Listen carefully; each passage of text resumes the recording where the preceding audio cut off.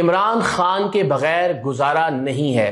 اور میں ایسا کیوں سوچتا ہوں یہ آج کے ویلاگ میں اسٹیبلش کرنے کی کوشش کروں گا۔ آپ سب لوگ تقریباً جانتے ہیں کہ میں عمران خان صاحب کی، پاکستان تحریک انصاف کی سیاست، ان کے نظریات کے حوالے سے بہت سارے اختلافات رکھتا ہوں، لیکن اس کے باوجود میں یہ سمجھتا ہوں کہ اب ملک اور پاکستان کی سیاست عمران خان کے بغیر آگے نہیں بڑھ سکتی۔ اس وقت تقریباً پاکستان کا ہر شہری یہ سوچ رہا ہے، ایک دوسرے سے سوال کر رہا ہے کہ مستقبل میں پاکستان میں ہونے کیا جا رہا ہے، انتخابات ہوں گے یا نہیں ہوں گے، انتخابات ہوں گے تو پاکستان تحریک انصاف اس میں شامل ہوگی یا نہیں ہوگی، عمران خان صاحب الیکشن لڑیں گے یا نہیں لڑیں گے، بیلٹ پیپر پر بلے کا نشان موجود ہوگا یا نہیں ہوگا، وزیراعظم کون بنے گا، اسٹیبلشمنٹ کی نظر کرم کس پر ہے، کس سے اسٹیبلشمنٹ خائف ہے، وغیرہ وغیرہ۔ یہ وہ تمام سوالات ہیں جو ہر پاکستانی پوچھ رہا ہے اور ان کا جواب ہر پاکستانی حاصل کرنا چاہتا ہے۔ ان تمام تر سوالات کی روشنی میں اگر ہم اس وقت پاکستان کا سیاسی منظرنامہ دیکھیں تو اس میں جو اہم ترین ڈیولپمنٹ ہے وہ میاں محمد نواز شریف صاحب کی پاکستان کے لیے لندن سے روانگی ہے۔ وہ اب واپسی کے لیے نکل کھڑے ہوئے ہیں، دبئی سے، سعودی عرب سے ہوتے ہوئے وہ پاکستان واپس پہنچیں گے۔ لیکن جتنے بھی نون لیگ کے دوست یا نواز شریف صاحب کے حامی اس وقت یہ ویلاگ دیکھ رہے ہیں، میں آپ سب سے ریکویسٹ کروں گا کہ بھلے آپ برا بھلا کہتے رہیے، بھلے آپ اختلاف رائے کیجئے، بھلے کامنٹس میں جو جی چاہے آپ کا کیجئے گا، پبلکلی جو بھی آپ کا اوپینین ہو اس کا آپ برملا اظہار کیجئے، لیکن اس وقت آپ ظاہر ہے تنہا بیٹھے ہیں، اکیلے موجود ہیں۔ اللہ کی ذات کو حاضر ناظر جان کر اپنے ضمیر سے پوچھئے، اپنے دل سے پوچھئے، اپنے دماغ سے پوچھئے کہ کیا آپ یہ سوچتے ہیں کہ نواز شریف صاحب ان تمام تر حالات میں 2/3 میجورٹی تو ظاہر بھول جائیے، کوئی بھی اس کا دعویٰ بھی نہیں کر رہا نون لیگ میں، سادہ اکثریت حاصل کر سکتے ہیں؟ اپنے دل سے پوچھئے، خدا کی ذات کو گواہ بنا کے۔ میں پھر کہوں گا کہ پبلکلی آپ بھلے جو مرضی کہیے، اس ویلاگ کے نیچے بھی بھلے آپ برا بھلا کہیے گا، گالیاں دیجیے گا، اختلاف کیجیے گا، لیکن ذرا اپنے دل سے پوچھئے کہ کیا اس وقت نون لیگ اس پوزیشن میں ہے کہ وہ سادہ اکثریت حاصل کر سکے؟ اور یہ منطقی اعتبار سے اپنے آپ سے سوال کیجئے کہ نون لیگ نے کیا ڈیلیور کیا۔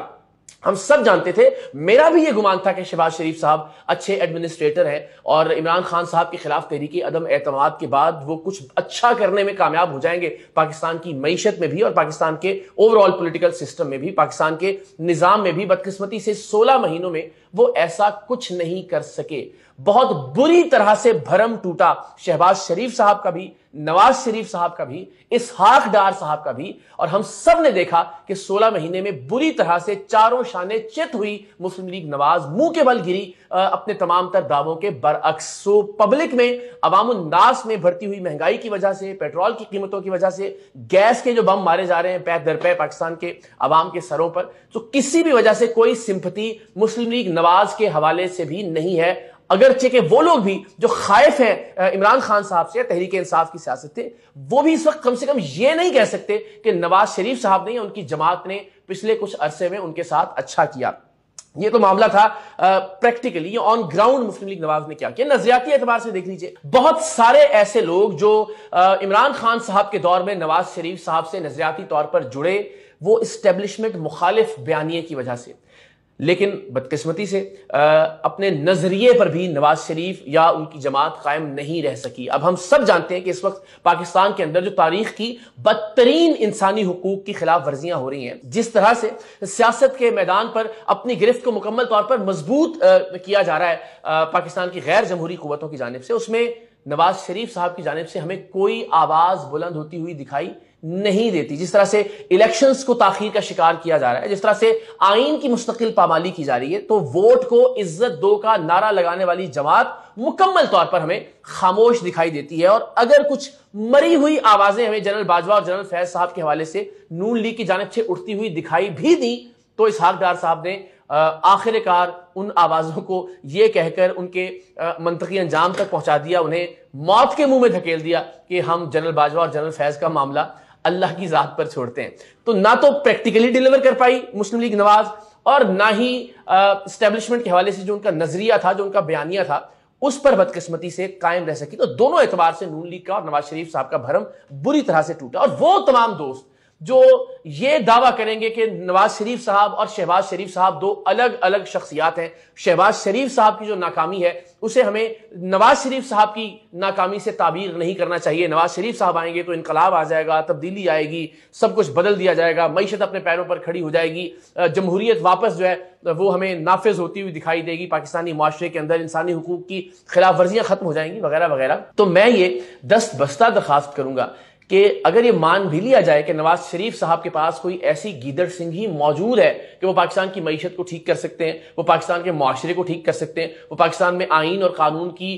عملداری کو یقینی بنا سکتے ہیں, تو وہ گیدڑ سنگھی انہوں نے شہباز شریف صاحب کو کیوں نہیں دی اپنے 16 مہینوں کے اندر؟ ان کے پاس ایسا کوئی فارمولا تھا کہ معیشت کھڑی ہو سکتی ہے, تو اس فارمولے کو انہوں نے اپنے چھوٹے بھائی سے شیئر کیوں نہیں کیا؟ وہ چاہتے تھے کہ شہباز شریف صاحب ناکام ہو یا ان کی حکومت ناکامی سے دوچار ہو. تو یہ بات کہی جائے کہ نواز شریف صاحب کے ذہن میں تو کوئی بہت ہی بڑا فارمولا موجود ہے, ان کے پاس کوئی جادو کی چھڑی ہے, وہ چھڑی لیکن انہوں نے شہباز شریف صاحب کو نہیں دی تھی, وہ چھڑی انہوں نے بہت چھپا کے رکھی ہے, اور جب وہ خود وزیر اعظم بنیں گے تو اچانک سے وہ چھڑی نکالیں گے, گھمائیں گے اور جنتر منتر پڑھیں گے اور پاکستانی معیشت بالکل ٹھیک ہو جائے گی. سو یہ ایک غیر منطقی سی بات ہے. اگر واقعتاً ان کے پاس کوئی ایسا فارمولا, ایسا کوئی نظام موجود تھا, ایسی کوئی سوچ موجود تھی, ایسا کوئی نظریہ موجود تھا کہ جس سے وہ پاکستان کے حالات کو ٹھیک کر سکتے, تو انہیں وہ اپنے بھائی سے شیئر کرنا چاہیے تھا, انہیں بتانا چاہیے تھا, انہیں گائیڈ کرنا چاہیے تھا کہ وہ پاکستانی معاشرے کو ٹھیک کریں. تو میں تو نواز شریف صاحب کو اور شہباز شریف صاحب کو دو الگ الگ اینکوں سے نہیں دیکھتا. میرے نزدیک وہ ایک ہی پولیٹیکل پارٹی ہے, میرے نزدیک وہ ایک ہی فارمولا ہے,